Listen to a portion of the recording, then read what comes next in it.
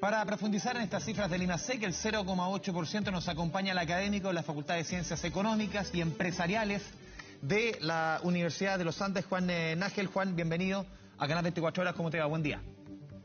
Buenos días, ¿cómo están? Tú me corriges si es Nagel. Es Nagel. Nagel, ya. Prefiero siempre preguntar antes de, ya.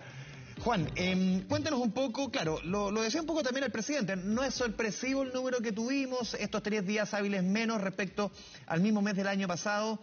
¿En qué momento está nuestra economía, Juan? La economía chilena está en un momento de expansión leve, tímido, un poco escuálido, pero expansión al fin.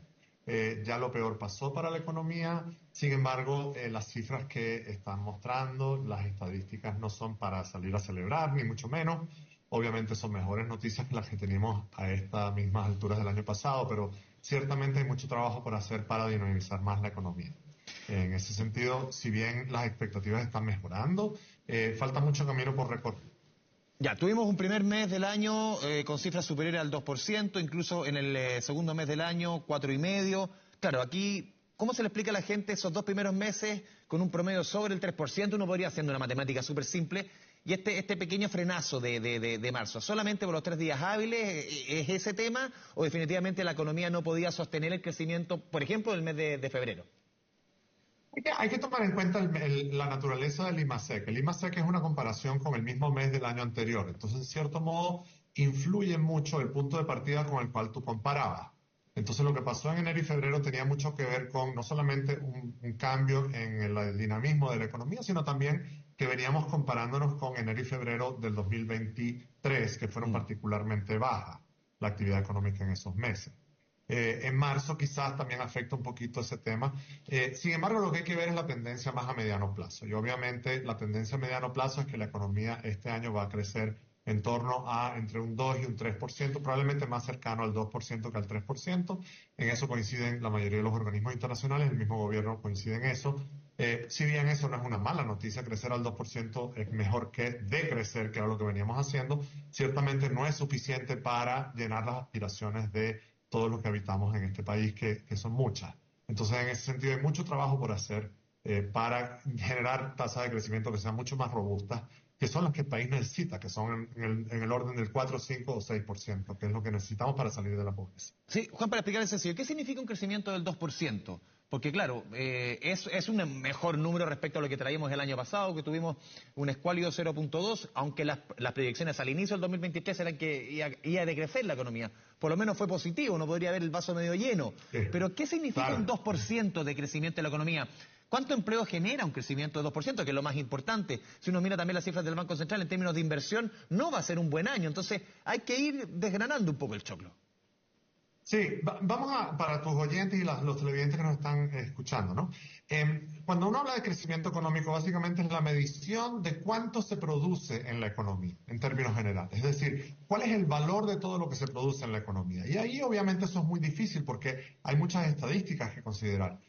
Valor de los servicios que se producen, valor de la construcción que hay, el valor de la industria, la minería, etc. Entonces, lo que hace el Banco Central es hacer estos estimados. Y en el fondo, eso se traduce en que, bueno, se supone que el valor de lo que se produce entra como ingreso para las personas. Cuando algo se produce en una economía, eso entra a formar parte de los salarios de las personas, de los ingresos de los dueños de las empresas, de los ingresos de los bancos que le prestan a esas empresas. Es decir, todo eso es dinero y riqueza que se genera dentro de la economía. Entonces, cuando hablamos de un crecimiento del 2%, hay que tomar en cuenta que significa que la economía está produciendo 2% más que el año anterior. ¿Pero qué significa eso? Que hay 2% más de ingresos que el año anterior. Pero, ¿qué sucede? Que la población también está aumentando. Entonces, per cápita, la población está aumentando más o menos en 1,8, 2% también al año. Entonces, a la larga, estamos más o menos igual en términos de ingresos. Entonces, en ese sentido, no es suficiente el crecimiento del 2% para causar un verdadero impacto en la calidad de vida de las personas. Sí, Juan, ¿cómo cruzamos esto también con las cifras que conocimos el martes pasado en términos del empleo? 8,7%, claro, si lo comparamos con el mismo periodo del año pasado que tuvimos 8,8%, claro, es la primera caída en 16 meses en esta medición, comparando peras con peras, en el fondo hay que comparar trimestre con trimestre, pero hay otro elemento que es bien importante y lo resaltaba el gobierno, un crecimiento de 302.000 empleos en un año. Pero también si desglosamos, buena parte de ese crecimiento, de esos empleos son asalariados privados, pero también buena parte son informales. O sea, ¿cómo podemos intentar cruzar este crecimiento, lo que estamos conversando ahora, que me imagino tiene algo de relación con ese panorama del empleo que te menciono yo? Sí, una cosa es el crecimiento y otra cosa es el empleo. Hay veces que las economías crecen, pero que no necesariamente crece el empleo. Y te pongo un ejemplo. En la minería contrata relativamente poca gente, porque Claro. es una industria, lo que decimos, es una industria altamente intensiva en capital. En minería trabaja mucho más la maquinaria y mucho más el dinero Poco mano de obra. que las personas, en cierto modo, aunque las personas juegan un rol valiosísimo en la minería, obviamente. Pero en el fondo no es una actividad No es el comercio, no es eminentemente servicio, por ejemplo. intensiva en mano de obra. En cambio, el comercio, por ejemplo, es un sector que es altamente intensivo en mano de obra y en personas. Entonces, no es lo mismo crecer 2% en base a la minería versus crecer 2% en base al comercio. En ese sentido, las cifras lo que nos muestran es que los sectores intensivos en mano de obra, en trabajo, están creciendo en forma débil. Vemos, por ejemplo, que este mes se anuncia que la industria ha caído, que el comercio ha caído, los servicios no están creciendo. Entonces, a la larga, eso se refleja en las cifras de empleo que conocemos. La economía está creciendo tímidamente, pero todavía hay trabajo que hacer para que eso se refleje en más empleo, en mayores remuneraciones y en mayor bienestar para las personas.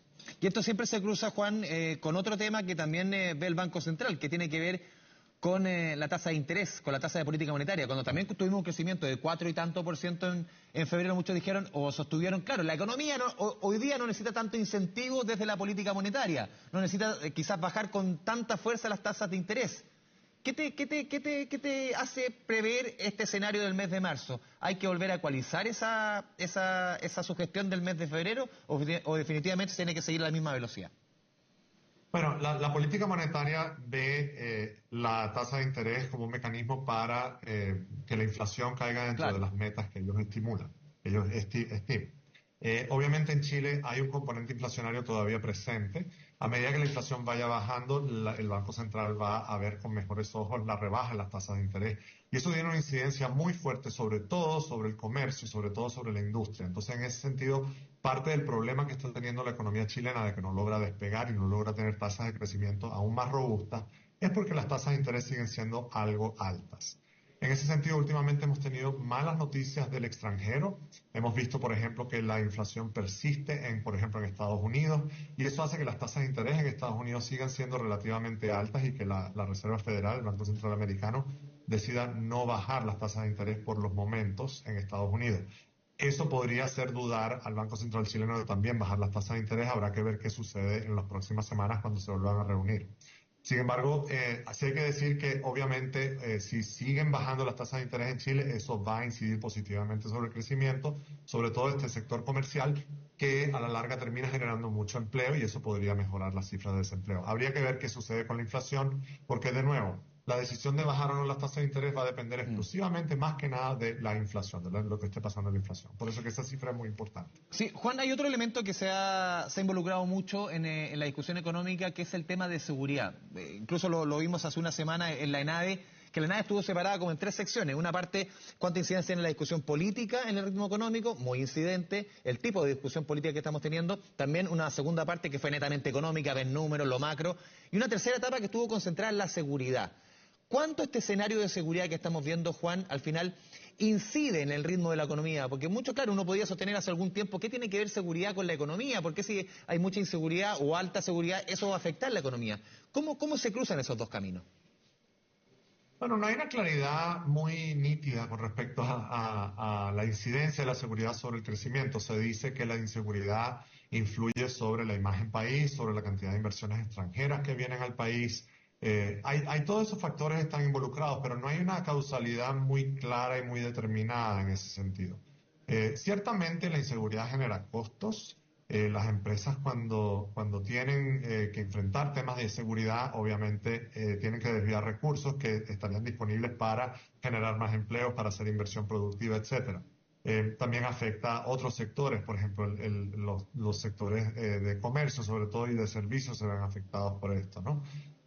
Sin embargo, obviamente eso ayuda. No creo que el principal problema de crecimiento de Chile sea el problema de la seguridad. Ciertamente es un problema que nos afecta a todos, pero pienso que la incidencia de las tasas de interés y de las expectativas y sobre todo también de la política fiscal tiene mayor incidencia sobre las cifras que estamos viendo. Por último, Juan, para ir cerrando, ¿cómo ves también, mirándolo un poquito más a largo plazo? Tú nos hacías tu proyección respecto a este año, claro, estás coincidiendo respecto al IPOM del Banco Central entre 2 a 3, más tirado para el 2, tú nos decías. ¿Cómo ves un poquito más ya mirando a mediano plazo? Las expectativas quizás pensando en el 2025, quizás incluso 2026. ¿Qué se necesita para que ese crecimiento sea más vigoroso? Bueno, ciertamente Chile tiene un problema de productividad que va a afectar el crecimiento a mediano y largo plazo. Y eso es algo que tenemos que evaluar. Temas de adopción de tecnologías, temas de energías verdes, temas de nuevas industrias, temas de generación de conocimiento. Todo eso es lo que afecta a la productividad. Más allá del día a día y del mes a mes y del IMASEC a IMASEC, tenemos un problema de fondo que es el problema de la productividad de la economía. Y eso es algo que no vemos todavía que haya luces con respecto a cómo modificar eso. También hay un tema que también está dando mucho de qué hablar, que es el tema de la solvencia fiscal del Estado y de la economía chilena. Chile ha pasado de tener un manejo fiscal bastante conservador y bastante robusto a tener déficit persistentes y eso es algo que preocupa. Este crecimiento desbordado del gasto sin que vaya acompañado de ingresos permanentes es algo que a los inversionistas les preocupa y eso es algo que incide sobre los flujos financieros dentro de la economía y sobre la actividad económica en general. Entonces, a menos que nos pongamos de acuerdo y que logremos solventar esos dos temas, pienso que vamos a seguir viendo cifras más o menos regulares con respecto al crecimiento económico. Juan Nagel, te agradecemos este espacio con Canal 24 Horas. Muchas gracias, que tengas una buena jornada. Gracias a ustedes.